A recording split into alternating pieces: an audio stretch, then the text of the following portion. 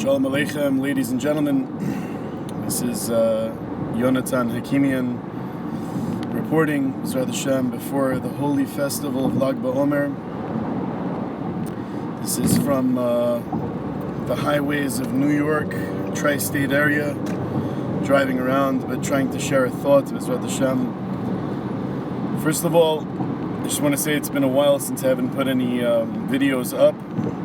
It's been a little bit of more focus on hands-on shiurim to give over to people that are physically in the room. It's just when it comes to the internet, there's so many different types of people out there that you have to be, somewhat careful of what you say. But in any case, just to share a little thought just about Rebbe Shimon bar Yochai, something hopefully that we can all try to take home with us, that we can try to ignite B'ezrat Hashem this coming Saturday night, Motzi Shabbat.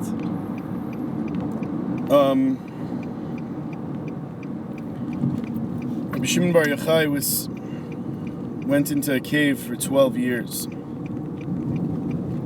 In that cave, he was visited by Eliyahu Hanavi, Elijah the prophet, visited him 3 times a day to reveal to him teachings, and his son teachings from heaven that comes from the most deepest of places, from what's known as the crown of Hashem himself, revelations that take form in Torah thought, Torah ideology.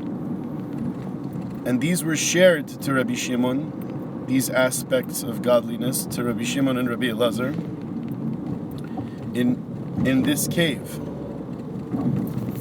And there's also a section in the Zohar that's known as Raya Mehemna, which means the trustworthy shepherd, which is a section where Moshe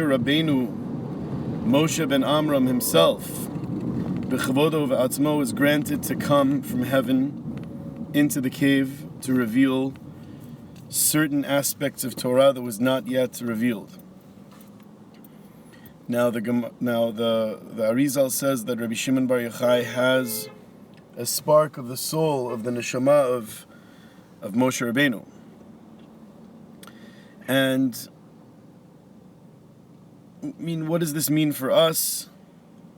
First of all, we have to be aware that the areas of Torah that are discussed in the Zohar Kadosh are areas of Torah that discuss realms that we aren't usually exposed to in Judaism. For example, like what is taking place in the higher world. After everything that we know is physical, the entire globe, the sun, the moon, the stars, the galaxies. This is all still under the level of physical. Past, beyond this physical world, is a world known as Yetzirah, which is a world of angels, myriads of angels. As much as you can imagine as the different types of creatures that exist in this world, there exists in the world of Yetzirah different types of angels. And in order for us to picture, because we can't understand what it means for a world to be purely metaphysical, purely spiritual, just to understand, as if we can give some sort of an imagination of size, we have to imagine that everything in the entire globe and all of the stars, the size of them, and all the planets above, including all the constellations, doesn't come even to the small pinky of an angel in the world of Yetzirah, even the smallest angel. So the magnitude of these angels, the greatness and the awesomeness of these angels are amazing. So that's the world of Yetzirah, and then you get to the world of Bria. And in the world of Bria, which is above that world, we have 4 worlds. In the world of Bria, we have the throne of Hashem himself, which the throne of Hashem himself resides on 4 pillars, 4 great names that are holding up the throne of Hashem.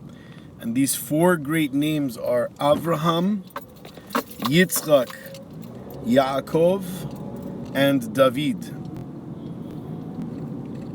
In the world of Bria, there are only 4 supernal angels, 4 powerful types of angels, as opposed to the world of Yetzirah, where there's myriads and myriads of different types with different characteristics. In the world of Bria, which is the 3rd to the highest world, there's only 4 types.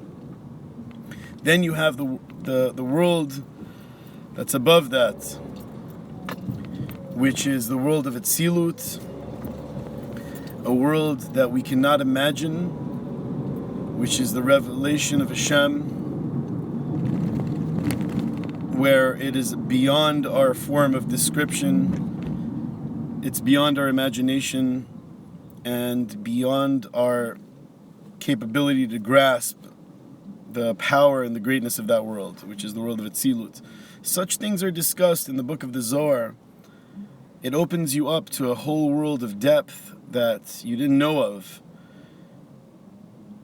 And this is all given over, for example, in majority of the Zohar, which is on the Parsha, which discusses like these depths, but through the story of the Chumash, which is in such an unbelievable, amazingly sweet way, the way Rebbe Shimon has intertwined the depth of the secrets of Torah together with the Chumash. For the tzaddikim that know the teachings of Rebbe Shimon, their joy is unimaginable. The pleasure that they have from this tzaddik is immense. But we have to know that Rebbe Shimon wasn't just a tzaddik just for the tzaddikim. He was a tzaddik that was for all of the Jewish people.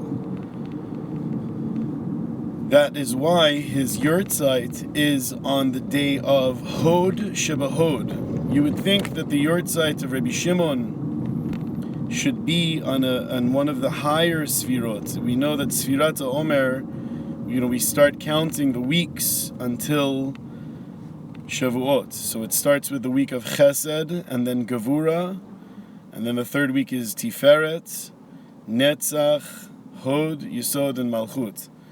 So Hod is pretty much, is towards the end. It's not at the beginning.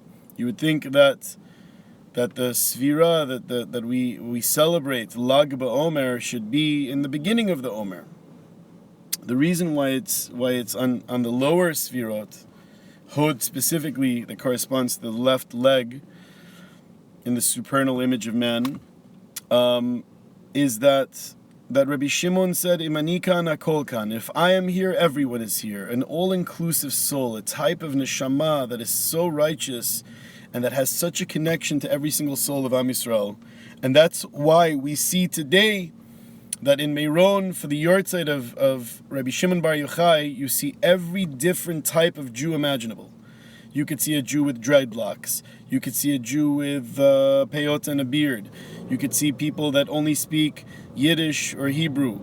You could see people that only, they don't even keep most of the mitzvot.